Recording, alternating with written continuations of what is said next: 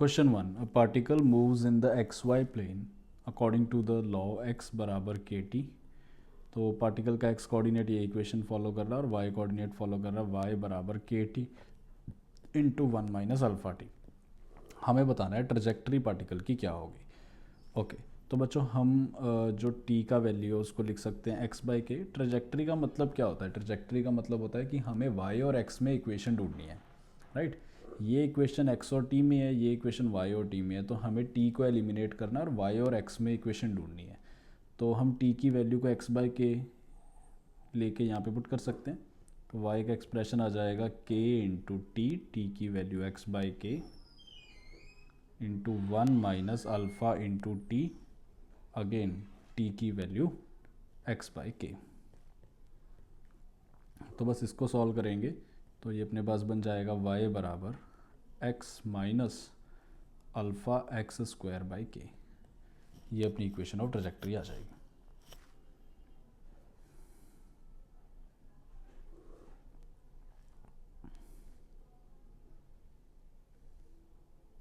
Question 2, the position of a particle moving in the x y plane at any time t is given by x बराबर 3t² - 6t and Y बराबर t² - 2t।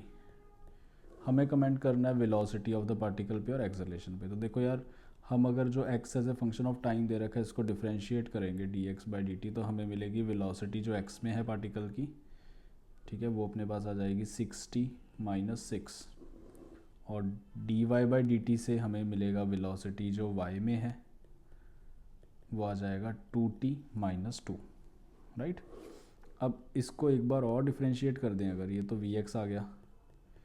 अगर velocity in x को differentiate करोगे तो you will get acceleration in x, this will be 12t, ये 6t आएगा, 6t - 6, right. तो 12 ही आ जाएगा अपना एक्सेलरेशन। तो x में कितना आ जाएगा इसको डिफरेंशिएट करेंगे तो एक्सप्रेशन बना है वेलोसिटी इन x का 6t - 6, तो acceleration in x will be differentiation which will B 6, और ये जो -6 है उसका तो 0 ही हो जाएगा।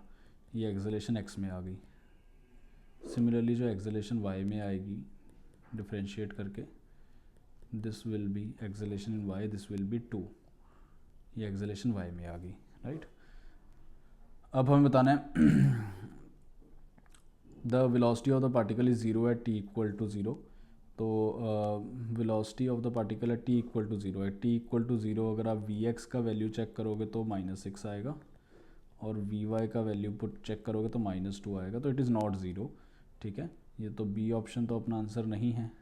Acceleration of the particle is 0 at t = 0। देखो एक्सेलरेशन 0 नहीं है, acceleration is independent of time, acceleration is independent of time, independent of time, and acceleration 0 भी नहीं है, acceleration is not 0, right.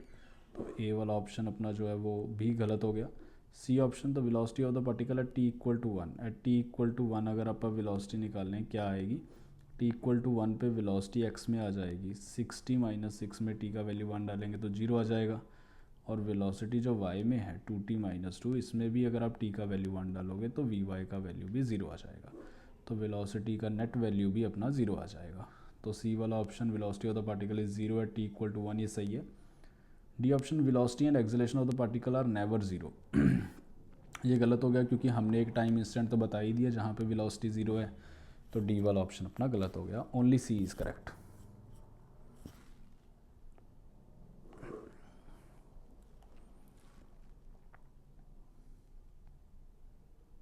Question 3, a particle moves along the parabolic path y बराबर ax² in such a way that x component of the velocity remains constant, say c। तो यार y और x में relation दे रखा है, it is equal to a into x², right. x component of the velocity मतलब vx कह रहा है ये कांस्टेंट है और इसको c के बराबर मान लो आप। हमें बताना है एक्सेलरेशन ऑफ द पार्टिकल के बारे में। तो एक्सेलरेशन निकाल सकते हैं बच्चों, आप क्या करो डिफरेंशिएट करो। अगर आप डिफरेंशिएट dy/dt करोगे तो you will get velocity in y which will be equal to a × 2x × dx/dt, right. अच्छा वेलोसिटी y में आ जाएगी, यहाँ से ये आ जाएगी 2ax और dx/dt को मैं लिख सकता हूँ वेलोसिटी इन x, और वेलोसिटी इन x का वैल्यू कितना है c, तो ये आ जाएगा 2ac into x. This is velocity in y direction. Velocity आ गई, और एक्सेलरेशन के बारे में भी कमेंट कर सकते हैं। इस इक्वेशन को दोबारा डिफरेंशिएट कर दो with respect to time, so we will get dvy/dt, यानी कि एक्सेलरेशन इन y बराबर 2ac into dx/dt, 2ac into vx, and vx का वैल्यू हो गया ना, पुट कर दो c, तो this will come out to be 2ac square. This is acceleration of the particle in y direction, right. तो बच्चों एक्सेलरेशन y में आ गई। अच्छा x में एक्सेलरेशन होगी क्या? x में हमें दे रखा है कि velocity in x is a constant, so इसको अगर आप डिफरेंशिएट भी करोगे बच्चों dvx/dt which will give you acceleration in x, और कांस्टेंट का डिफरेंशिएशन 0 होता है। तो x में कोई एक्सेलरेशन है नहीं, y में ही एक्सेलरेशन है, तो ओवरऑल एक्सेलरेशन इन वेक्टर जो अपना आ जाएगा वो आ जाएगा 0i प्लस 2ac² j, यानी कि 2ac² j अपना फाइनल आंसर हो गया।